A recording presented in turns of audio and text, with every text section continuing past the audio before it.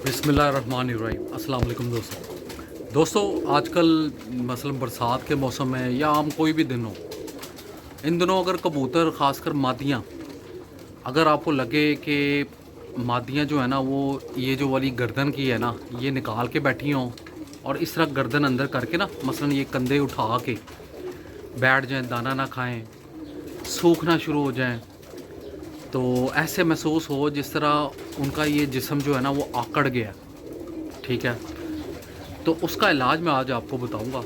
लोग उसको बहुत कुछ देते हैं, हाजमे की दवाइयाँ भी देते हैं, सारा कुछ होता है, हल नहीं होता। असल में अंदर एक खुश्की हो जाती है कबूतर के। फिर वो क्या होता है कि मादी सब्ज़ बिठे करना शुरू हो जाएगी, सोकड़े में चली जाएगी और फिर मर जाएगी। उसकी गर्दन जो है ना वो सीधी नहीं हो पाती। ठीक है, ऐसे लगेगा जिस तरह आगे की तरफ जो ये वाली हिस्सा है ना गर्दन का, वो आगे की तरफ निकल आया और आगे से हड्डी निकल आई है। ठीक है, उसका इलाज ये है कि आपने 1 सीसी या 1 सीसी से थोड़ा सा कम जैतून का तेल वो इस्तेमाल करना है जो खाने में इस्तेमाल होता है, जो खाने के लिए एक्स्ट्रा वर्जिन जो होता है ऑयल, वर्जिन ऑयल हो, एक्स्ट्रा वर्जिन ऑयल हो जैतून का, वो आपने ले लेना है। पहले 1 या 2 काली मिर्चें उसके मुंह में डालनी है।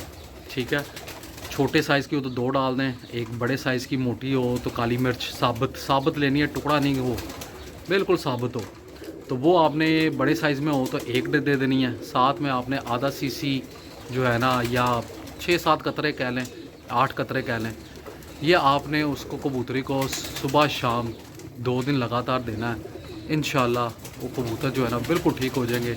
इसका इलाज सिर्फ़ और सिर्फ जैतून का तेल है, उसके अलावा कोई नहीं है।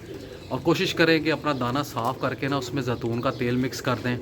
और जो कबूतर अगर फ़र्ज़ करें कि काफ़ी सारे हैं जो दाना नहीं सही तरीके से खा रहे, हाजमे का उनका प्रॉब्लम आ रहा है, उसको भी जैतून का तेल जो है ना वो आपने एक आई ड्रॉप ले लें, खाली कर लें, उसके अंदर जैतून का तेल भर लें।